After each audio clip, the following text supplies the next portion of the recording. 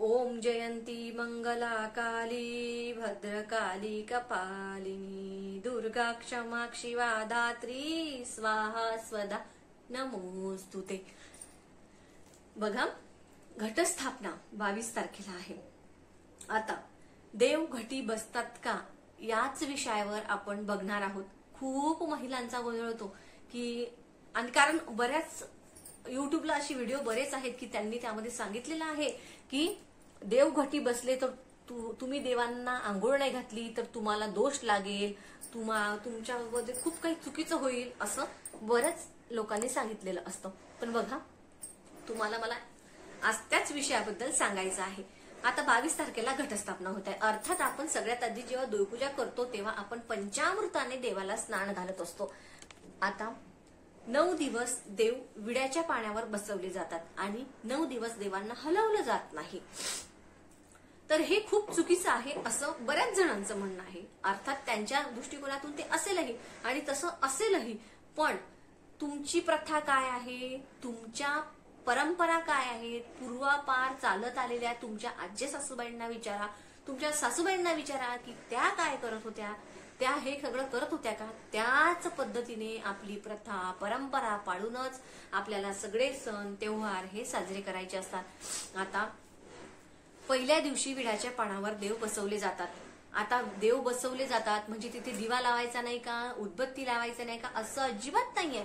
रोज तिथली तुम्हाला स्वच्छता करायची आहे। तुम्ही विड्याच्या पानावर देव बसवले ना, तुम्ही फुलं अर्पण केले पहिल्या दिवशी, दुसऱ्या दिवशी ती सगळी फुलं काढून घ्यायची, दुसरी नवीन फुलं तिथे अर्पण करायची, रोज तिथे दिवा लावायचा, धूप दाखवायचा, त्याचबरोबर तुम्ही नैवेद्य देखील दाखवू शकता। असं अजिबात नाहीये की तुमचे देव घटी बसले म्हणजे तुम्ही तिथे धूळ खाट ठेवायची, असं अजिबात नाही। तुम्ही सगळ्या सेवा करू शकता।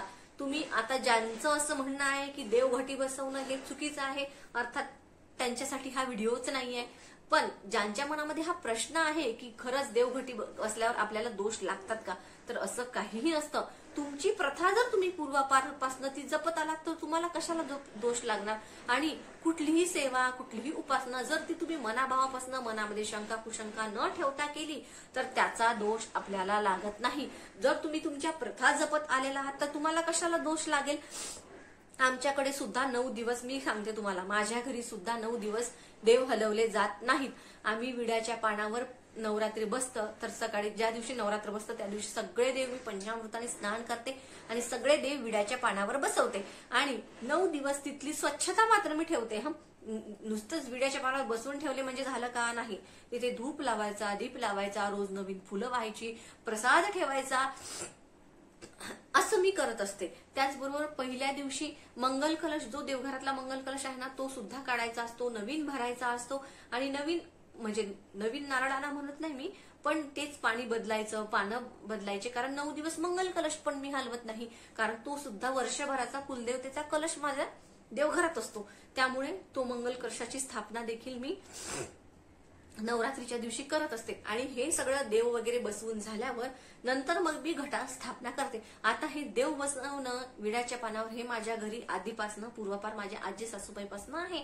आता मी असंच एकदा बघून म्हटलं होतं माझ्या सासूबाईंना की आपण नाही बसवायचे का, देवांची आंघोळ घालायची का, तर उगाच बघा घरामध्ये वाद होणं, कलह होणं याला काहीही अर्थ नाही। आपल्या घरामध्ये नवरात्र असतं त्यामुळे जेवढी शांतता सेवा आपल्याकडनं घडेल तेवढंच चांगलं असतं। त्यामुळे वाद वगैरे घालत बसायचं नाही। रोज तुम्हाला देवांची आंघोळ घालायची नाही। मात्र आता बघा, मी काय सांगते किंवा अजून कोणी काय सांगतं यापेक्षा तुमची घरची प्रथा काय आहे आणि तुमचं मन काय सांगतं ना, हे जास्त महत्वाचं आहे। तुम्ही आवर्जून पूजा कशी करावी हे बघा, काय म्हणावं, उपाय सेवा हे सगळं बघा, पण आपल्या प्रथा बदलू नका। आता मी सांगितलं म्हणून, आता बघा, कुणाच्याकडे परडीत घट असतो, कुणाच्याकडे पत्रवाडीवर, आमचा पत्रवाडीवर घट असतो, कुणाचा परडीत असतो। तर आता मी सांगितलं पत्रवाडी म्हणून तुम्ही परडी हटवणार का? नाही। तसंच हे आहे, आपलं जे पूर्वापार चालत आलं ते आपल्याला जपायचं असतं, त्यामुळे कधीही आपल्याला दोष लागत नाही, एवढं लक्षात ठेवा।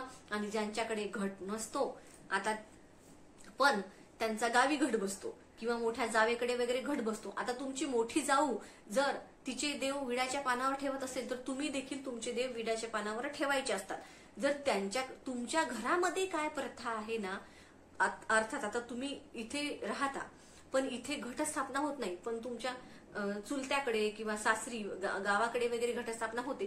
तिथे जी पाळतात ना ते तुम्हाला इथे पाळायचं असतं. एवढं लक्षात ठेवा.